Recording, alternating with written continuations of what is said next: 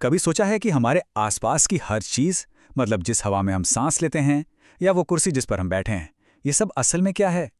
ये सब हमेशा नाचते हुए अनगिनत इतने छोटे कणों का एक झुंड है जिन्हें हम देख भी नहीं सकते। तो चलिए इसी छोटे से ब्रह्मांड में उतरते हैं और देखते हैं कि इसके राज क्या हैं। अच्छा, एक बात सोचिए। गर्मा गर्म लजीज खाने की खुशबू पूरे कमरे में फैल जाती है ना? लेकिन वहीं ठंडे खाने की महक के लिए उसके बिल्कुल पास जाना पड़ता है। भाई, ऐसा क्यों होता है? इसका जवाब छिपा है पदार्थ के कणों के बर्ताव में। देखिए, दूर के सितारों से लेकर हमारी मेज पर धूल के एक छोटे से कण तक सब कुछ एक ही बुनियादी चीज से बना है, पदार्थ यानी मैटर। सीधे शब्दों में कहें तो अगर कोई चीज जगह घेरती है और उसका कुछ वजन है तो वो मैटर है। ये हमारे ब्रह्मांड का, समझिए, बिल्डिंग ब्लॉक है। सदियों तक एक बहुत बड़ा सवाल था कि आखिर पदार्थ बना कैसे है। क्या ये लकड़ी के एक ठोस अटूट ब्लॉक जैसा है, या फिर ये रेत के ढेर जैसा है जो अरबों छोटे छोटे अलग अलग दानों से बना है? और देखिए, पता ये चला कि कुदरत का राज रेत के एक दाने में ही छिपा था। तो चलिए इन अनगिनत कणों को एक बहुत बड़ी एनर्जी से भरी भीड़ की तरह मान लेते हैं। और भाई, हर भीड़ की तरह इस पार्टिकल क्राउड के भी कुछ नियम हैं, कुछ रूल्स हैं जिन्हें ये फॉलो करती है। यही नियम हमारी दुनिया को वो शक्ल देते हैं जो हम देखते हैं। इस पार्टिकल क्राउड के 3 सुनहरे नियम हैं। पहला, ये कभी एक जगह नहीं टिकते, ये हमेशा हिलते डुलते, कांपते रहते हैं। दूसरा, इन्हें अपनी पर्सनल स्पेस बहुत पसंद है, इनके बीच हमेशा थोड़ी खाली जगह होती है। और तीसरा, इनके बीच एक अदृश्य खिंचाव है, एक बॉन्ड है, ये एक दूसरे को अपनी ओर खींचते हैं, एक दूसरे से जुड़े रहते हैं। अब जरा उस तीसरे नियम के बारे में सोचिए, आकर्षण। ये एक तरह का अदृश्य गोंद है।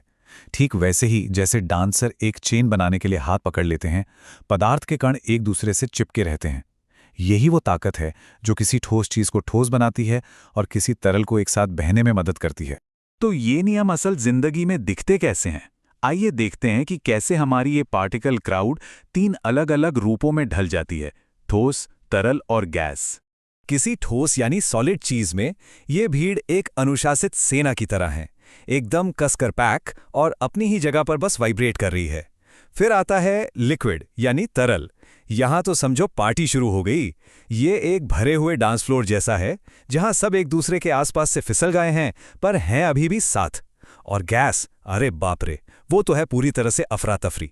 समझिए, एक वाइल्ड मॉश पिट जहां कण हर तरफ आजादी से घूम रहे हैं, एक दूसरे से और हर चीज से टकरा रहे हैं।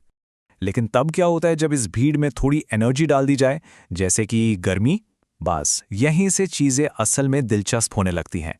चलिए देखते हैं कि एक्शन में ये पार्टिकल क्राउड कैसी दिखती है। तो वापस आते हैं हमारे खाने की खुशबू वाली पहेली पर।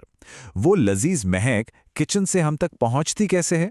ये सब एक ऐसी प्रक्रिया की वजह से होता है जो हर पल हमारे चारों ओर हो रही है। इस प्रोसेस को कहते हैं डिफ्यूजन।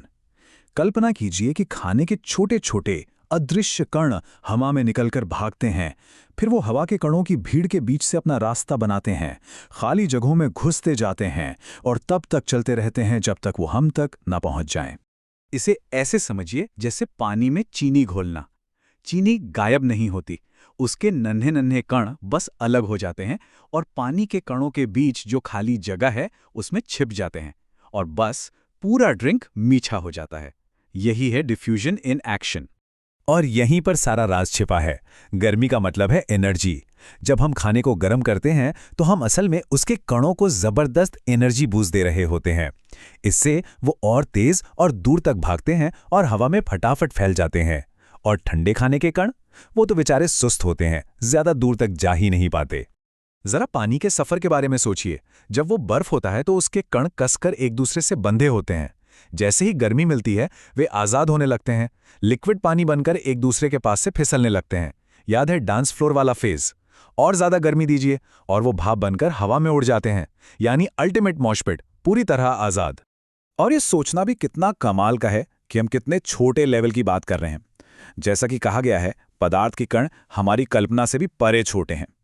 मतलब हम एक ऐसे विशाल ब्रह्मांड की बात कर रहे हैं जो हमारी एक सांस में मौजूद है। तो कुल मिला के बात बस इतनी सी है कि सब कुछ एनर्जी का खेल है।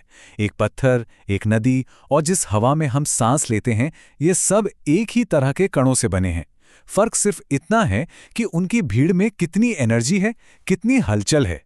जो हमें एक बड़े ही दिलचस्प सवाल पर लाके छोड़ता है। अगर ठोस, तरल और गैस एक ही तरह के कणों की अलग-अलग एनर्जी स्टेट्स हैं, तो वो और क्या-क्या बन सकते हैं? अगर हम बहुत ज्यादा एनर्जी दे दें या निकाल लें, तो पदार्थ का और क्या रूप हो सकता है? सोचिएगा इस बारे में।